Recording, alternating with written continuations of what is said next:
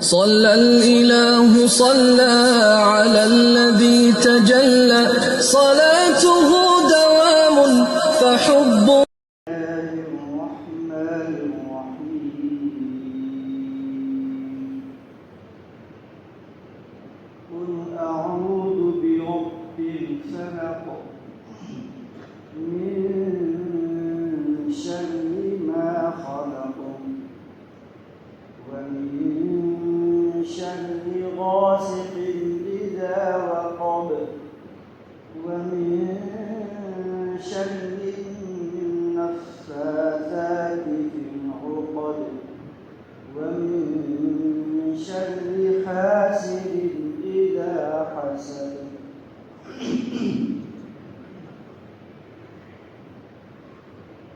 آپ کہہ دیجئے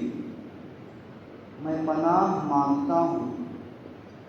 صبح کے وجود میں لانے والے رب کے اور ان مخلوقات کے شر سے جو کچھ اس نے پیدا کیا ہے، اور رات کی تاریکی کے شر سے میں پناہ مانگتا ہوں جب کہ وہ چھا جائے، اور گروہوں میں پھوٹ مارنے والیوں کی شر سے پناہ مانگتا ہوں، اور حاسد کے شر سے پناہ مانگتا ہوں جب وہ حسد کرے۔ محترم سامعین، یہ سورۃ الفلق کے نام سے مشہور ہے۔ اس سورت میں اللہ رب العزت نے انسانوں کے لیے ان کی بہت ساری تکالیف اور ان کی پریشانیوں کا حل اللہ رب العزت نے اس سورت اور اس کے بعد والی سورت میں بتا دیا ہے۔ حضور اکرم صلی اللہ علیہ وسلم کو اللہ رب العزت نے حضرت ابراہیم علیہ السلام کی نسل اور ان کی ہی ذریت میں پیدا کیا تھا، اور چونکہ حضرت ابراہیم علیہ السلام کی ذریت میں کوئی نبی اور نہیں تھے،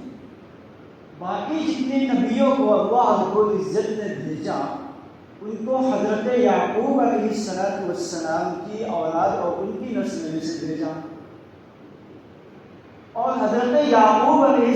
السلام کی نسل جو تھی اور ان کی ذریت میں جو تھے وہ بنو اسرائیل کہا کرتے تھے، بنو اسرائیل کے نام سے وہ جانا جاتے تھے۔ لیکن جب حضور اکرم صلی اللہ علیہ وسلم کو اللہ رب العزت نے حضرت ابراہیم علیہ السلام کی ذریت اور ان کی نسل سے پیدا کیا، تو بنو اسرائیل جو تھے یعنی ان کے کچھ یہودی تھے، ان کو یہ حسد ہوا اور یہ تکلیف ہوئی کہ محمد ہم میں سے کیوں نہیں آیا، محمد کو ابراہیم علیہ السلام کی نسل سے کیوں پیدا کیا اللہ رب العزت۔ ان کو یہ حسد ہو گیا، اور اس میں سے نام آتا ہے یہودی کا، نبی بن عاصم کے نام سے جانا جاتا ہے۔ وہ بڑا کٹر یہودی تھا، اور اس کو حضور اکرم صلی اللہ علیہ وسلم سے بڑی پکی دشمنی بھی تھی حسد کی بنیاد پر۔ اور اس صورت کا بنیادی مقصد ہی انسانوں کی تکالیف اور انسانوں کو کن کن چیزوں سے پریشان کیا جاتا ہے اس کے بارے میں بتایا گیا ہے۔ لہٰذا اس نے یہ سوچا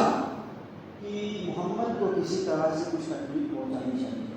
اس کو حسد ہوا کہ محمد اللہ کو اگر نبی ہی بھیجنا تھا تو ہم میں سے بھیج دیتا،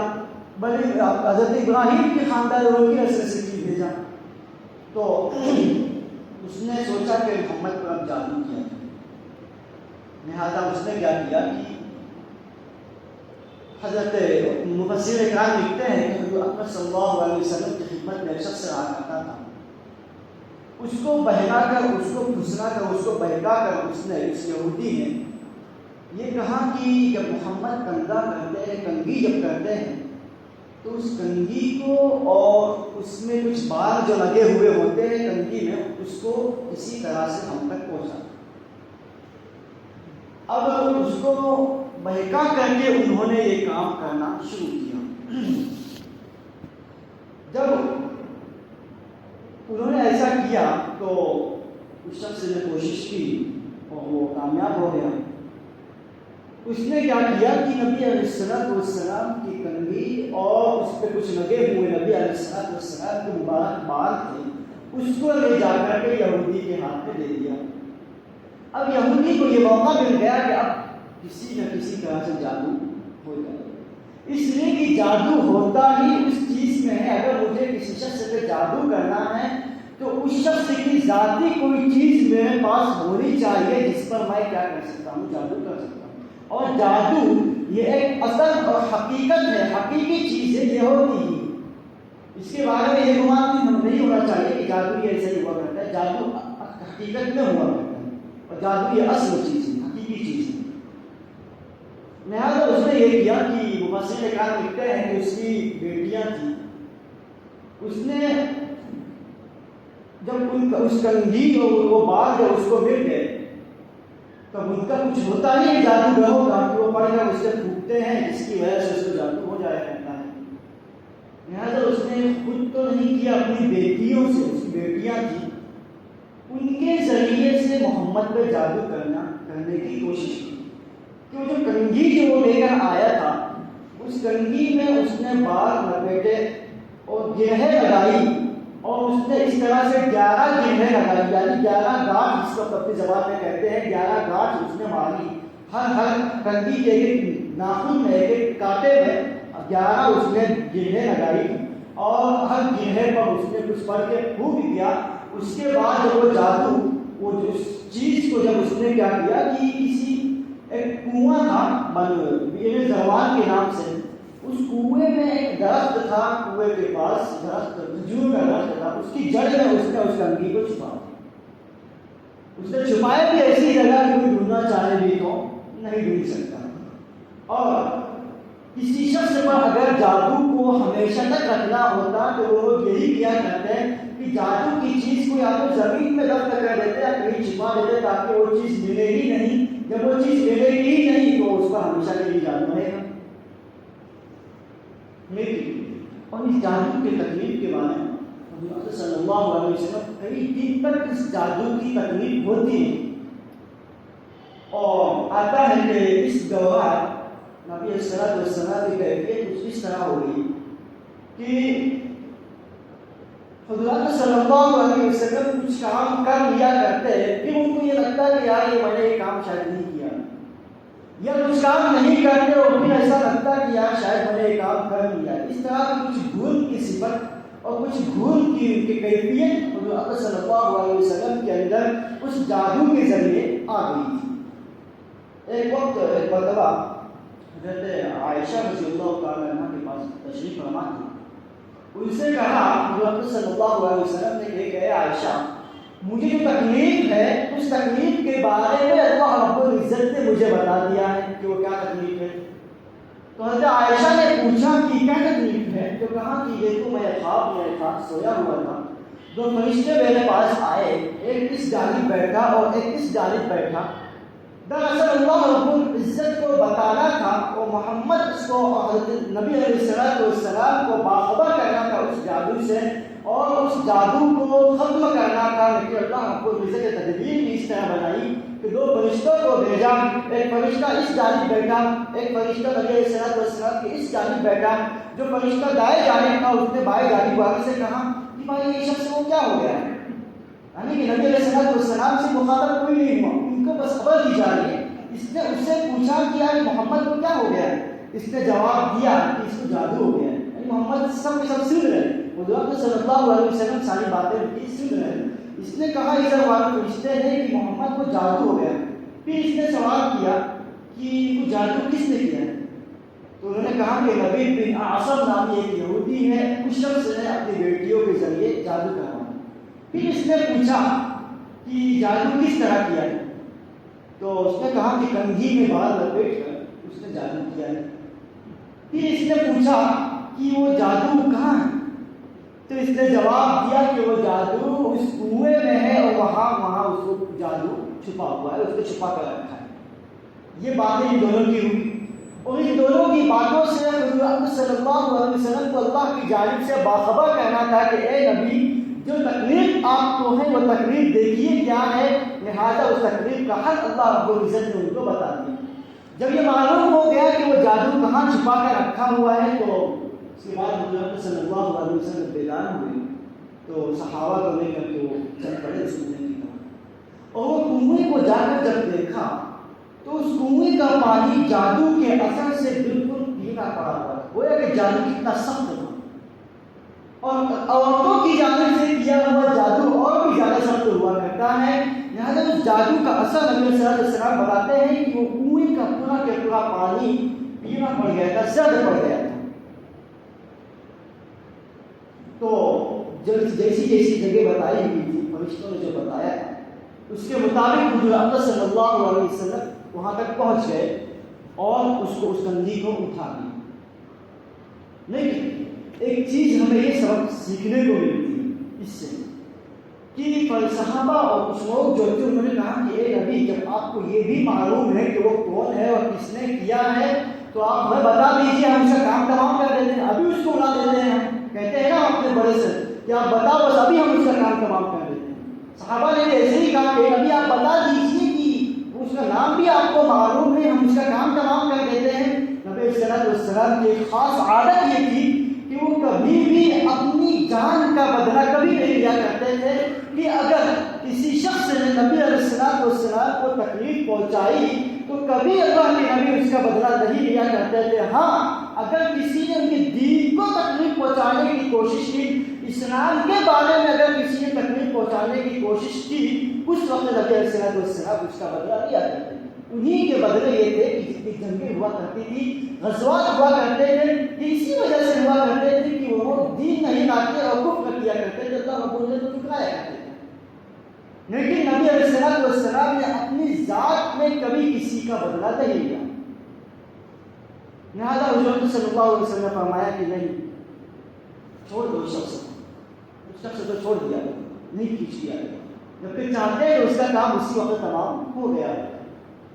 پھر اسی وقت یہ دونوں صورتیں نازل ہوئی، سورۃ الناس اور سورۃ الفلق، اعوذ برب الفلق اور اعوذ برب الناس والی یہ دونوں صورتیں نازل ہوئی، اور ان دونوں صورتوں میں اللہ رب العزت نے 11 آیتیں نازل فرمائی، اور 11 آیتوں کی وہ جو 11 گرہیں جو 11 گاٹھ لگی ہوئی تھی، نبی کو یہ حکم دیا کہ اے نبی ایک آیت پڑھیے، ایک گرہ کھلتی جائے گی۔ اس طرح سے نبی علیہ السلام نے 11 کی 11 آیتیں پڑھی اور وہ 11 گرہیں کھل گئی۔ اس وقت حضرت صلی اللہ علیہ وسلم فرماتے ہیں کہ مجھے اب ایسا محسوس ہونے لگا ہے کہ کتنی بڑی چیز اور کتنا بڑا بوجھ میرے اوپر تھا جو کہ ختم ہو گیا۔ اس جادو کا اثر، اور جادو یہ حقیقی چیز ہے، اصل چیز ہے کہ جادو ہوا ہی کرتا ہے۔ لہذا فرمایا قل اعوذ برب الفلق، اے نبی کہہ دیجیے کہ میں پناہ مانگتا ہوں اس رب کی جو کہ دین کو یعنی صبح کو اور روشنی کو پھاڑنے والا ہے۔ اصل ترجمہ اس کا یہ ہے کہ میں پناہ مانگتا ہوں اس رب کی جو روشنی کو پھاڑنے والا ہے۔ اس کا مطلب یہ ہے کہ جو صبح کو نمودار کرنے والا ہے، رات کی تاریکی کو ختم کر کے جو صبح کے اجالے اور صبح کی روشنی کو وجود میں لانے والی ذات ہے، اس ذات کی میں پناہ مانگتا ہوں۔ اس کے بارے میں یہ آیت بتاتی ہے، گویا کہ قل اعوذ برب الفلق کہہ کر بتایا گیا کہ جو 11 آیتیں ہیں، ان 11 آیتوں میں سے ایک آیت یہ بھی ہے، اور جن 11 آیتوں کو پڑھ کر اللہ صلی اللہ علیہ وسلم کی ایک ایک گرہ کھلتی گئی، ان میں سے ایک یہ بھی ہے کہ سب سے پہلے پناہ میں آیا، اور پناہ مانگی تو کس کی؟ اس رب کی پناہ مانگی جس کے ذریعے اور جس کے زیر تحت سارے کائنات کا نظام چلتا ہے، کہ جو سورج کو بھی نکالتا ہے، سورج کو غروب بھی کرتا ہے، پھر اندھیرا بھی لے آتا ہے، اس کے بعد صبح کی روشنی کو بھی لے آتا ہے، اور یہ کام اور یہ نظام صرف اور صرف اللہ رب العزت ہی کر سکتا ہے، ان کے علاوہ اور کسی بس کے اور کسی کے بس میں یہ عادت نہیں اور یہ قدرت نہیں کہ وہ یہ کام کر سکے۔ صبح کو وجود میں لے آتا ہے، اسی کو ایک آیت میں فرمایا قل ارأیتم ان جعل اللہ علیکم النہار سرمدا الی یوم القیامۃ من الہ غیر اللہ یأتیکم بلیل تسکنون فیہ، کہ اے لوگوں بتاؤ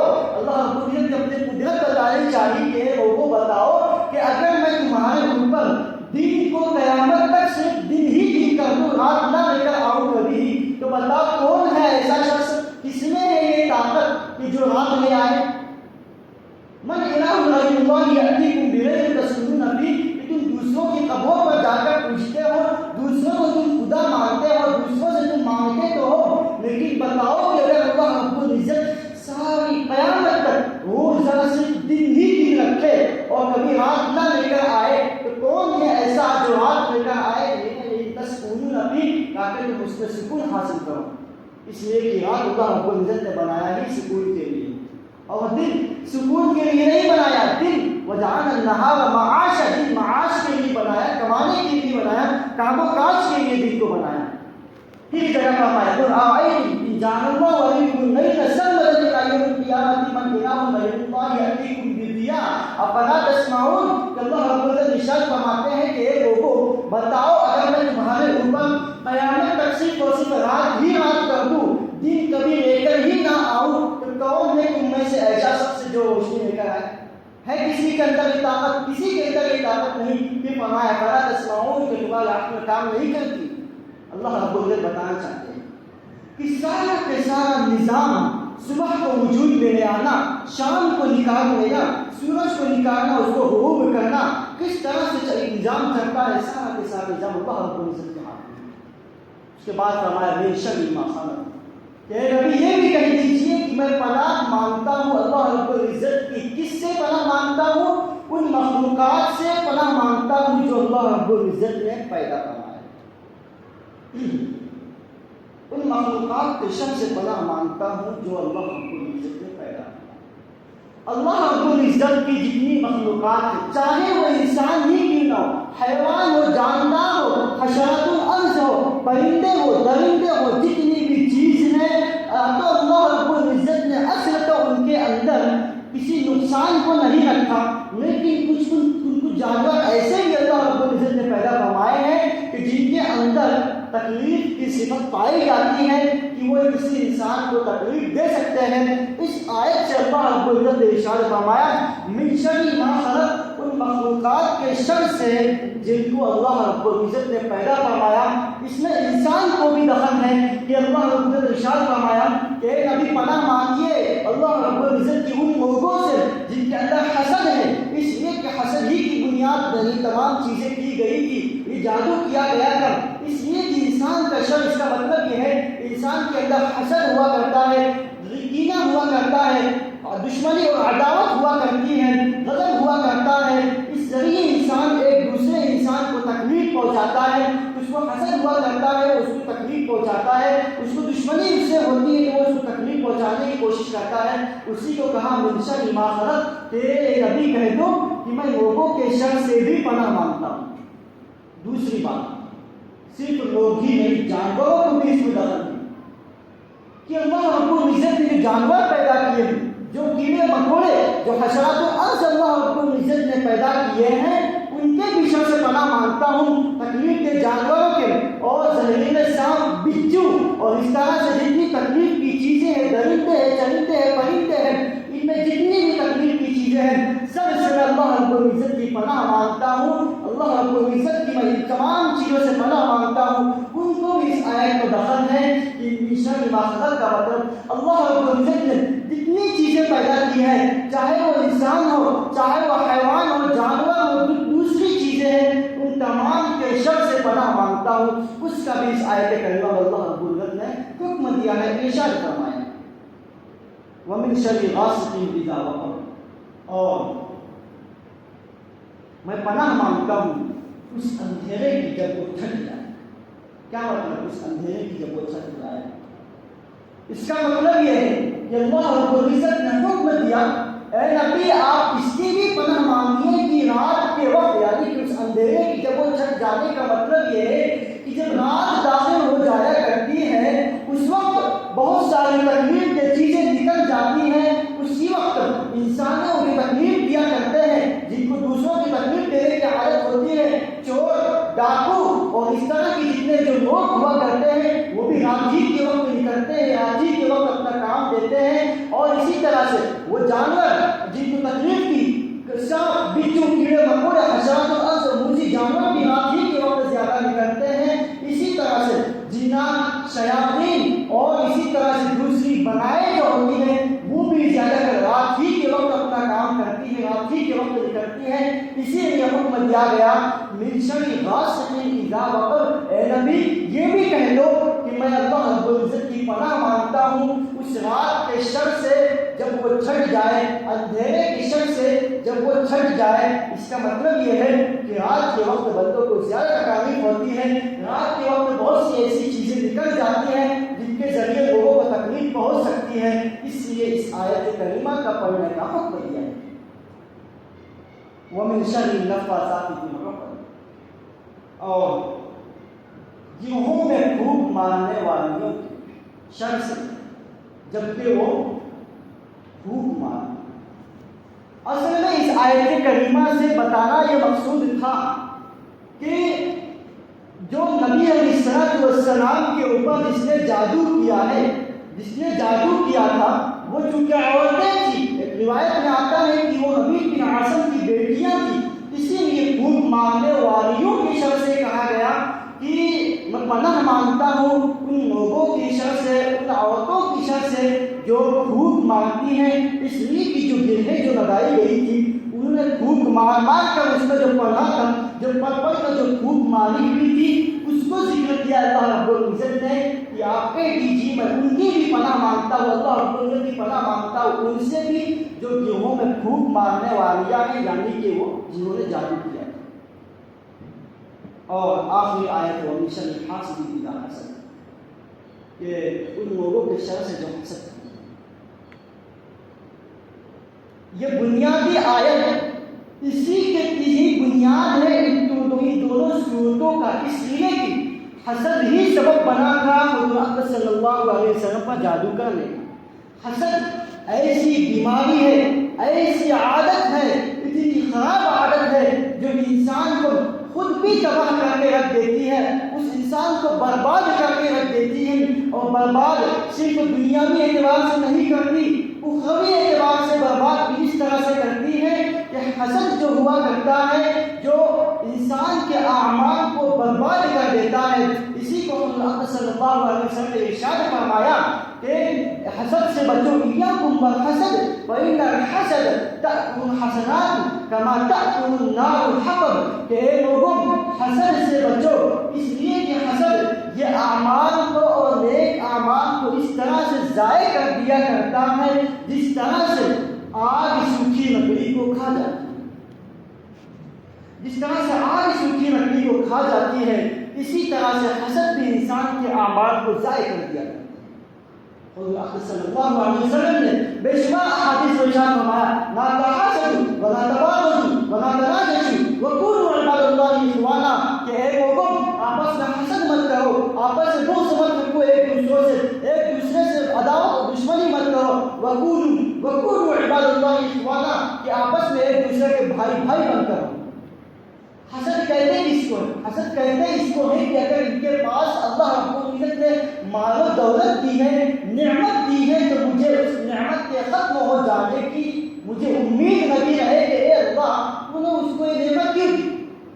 اسی لیے کہا گیا کہ حسد جو ہوتا ہے وہ کفر تک پہنچا دیتا ہے، حسد کفر تک بندے کو پہنچا دیتا ہے۔ کس لیے، کس وجہ سے اور کس طرح سے کفر تک پہنچاتا ہے، اس کی مثال میں آپ کو دیتا ہوں کہ اگر اللہ رب العزت نے ان کو مال و دولت دیا ہے، ان کو اللہ رب العزت نے اگر علم سے نوازا ہے، مال و دولت سے اگر اللہ رب العزت نے ان کو نوازا ہے، اور بندے جو حاصل ہوتا ہے اس کی یہ امید ہوتی ہے کہ ان کو اللہ رب العزت نے کیوں دے دیا، چیز جانا چاہیے، گویا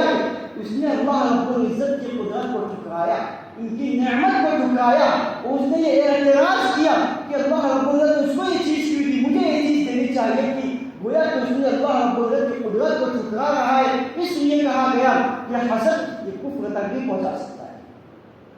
حسد بہت خطرناک چیز ہے۔ اسی لیے آیا ہے آیت کریمہ میں کہ یوسف علیہ السلام کے جو بھائی تھے جنہوں نے ان کو کنویں میں ڈالا تھا، کس وجہ سے کنویں میں ڈالا تھا، ان کو بھی یہ حسد تھا، یہ حسد تھا ان کو بھی کہ ہم میں سے